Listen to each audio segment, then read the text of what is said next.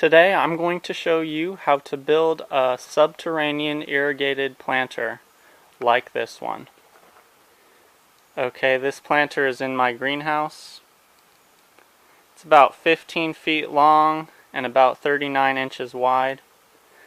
And the really cool thing about these subterranean irrigated planters is the watering system. That tube goes down underneath this planter to a reservoir of water. Okay, these plants are absorbing moisture from this reservoir. They are never watered from above. And these are very healthy looking plants. As you can see, very green. These tomato plants are just starting to flower. And look how many I fit in this little box, basically. Okay, there's 3 courses of concrete blocks here. The first course is the reservoir. On top of that, there is laid a plastic, basically landscape plastic. You can use any kind of plastic, but you want it to last a long time. And then above the plastic is a hardware cloth, which holds the soil. So these plants are absorbing the moisture from the underground reservoir by osmosis. The other cool thing about this planter is the mechanism of fertilization. Underneath this EPDM, which I've put here just so that it doesn't get dripped on when the greenhouse drips occasionally if the temperature conditions are right. Underneath this EPDM is a fertilizer strip, and I've set it just a little bit higher than the level of the soil where the tomatoes are planted.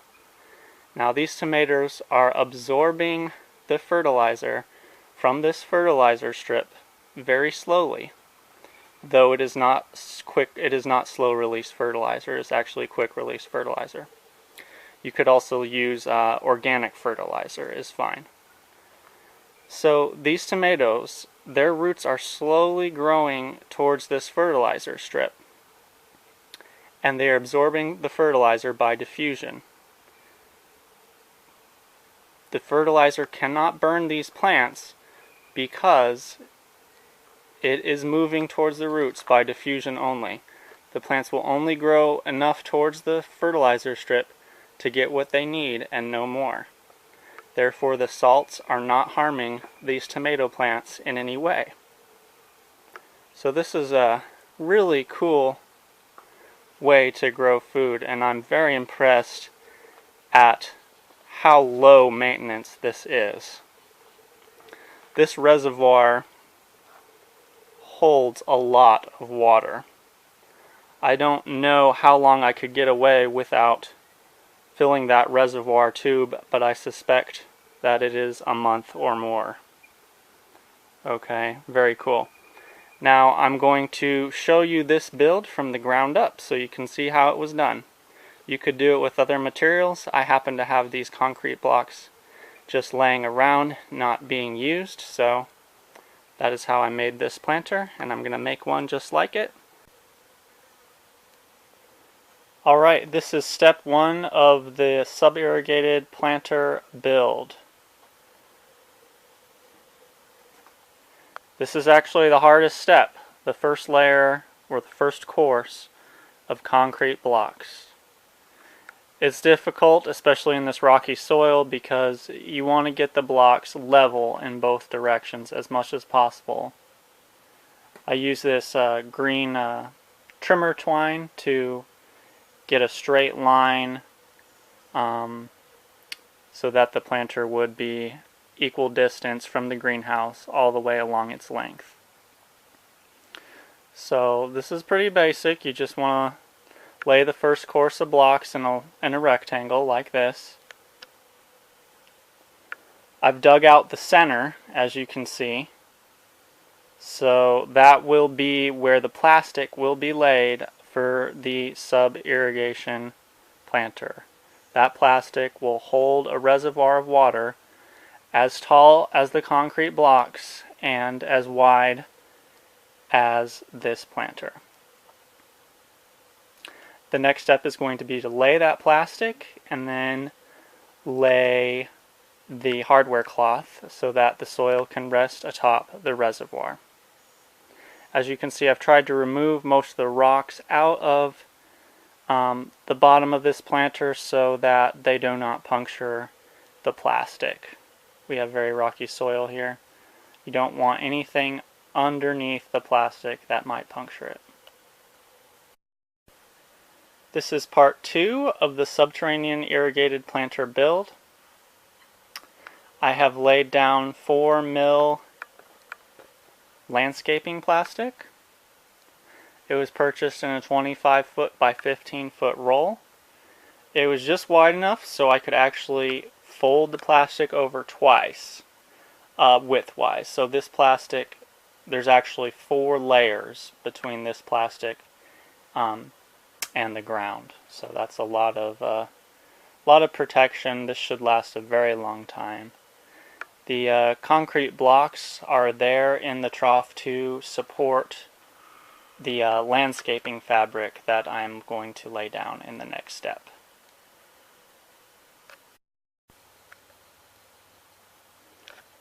Step 3 is to lay the hardware cloth over the plastic and the concrete blocks that are in the reservoir to support the hardware cloth.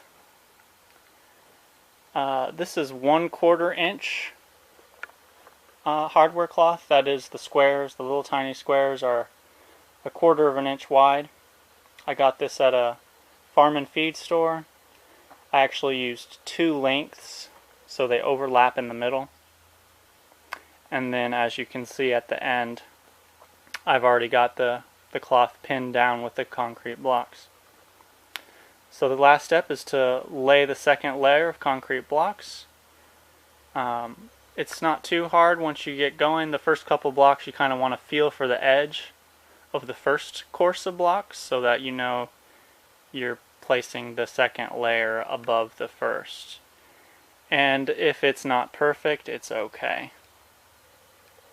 Alright, so I'm going to lay the second course, and then I'm going to lay a third course, and then the next step will be to insert the irrigation tubes. As you can see, the subterranean irrigated planter is really starting to come along. It's really starting to take form.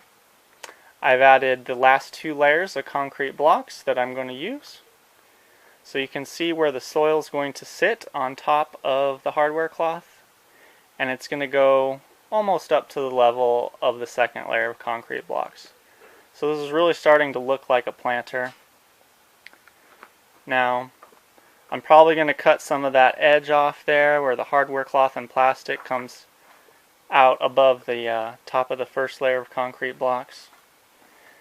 Got some extra on the ends, so you just cut that off and make it look nice. To install the irrigation tubes, just get a pair of aviation snips and cut a square about the size of whatever size tube you choose to use. I've installed tubes on both sides of this planter, just so that I have the option of watering from either end should I choose to. The next step will be to add the potting mix to this planter. I'm going to make my own mix. You do want it to be fast draining, okay? If you choose to buy a potting mix, please buy one that does not have fertilizer added. You want to add the fertilizer, as I've stated before, on top of the soil, actually above where the plants are going to be rooted into the soil. So we don't want any especially extraneous chemical fertilizers. If there's some organic fertilizers in your soil mix, it's okay, but we do not want any chemical fertilizers in the potting mix.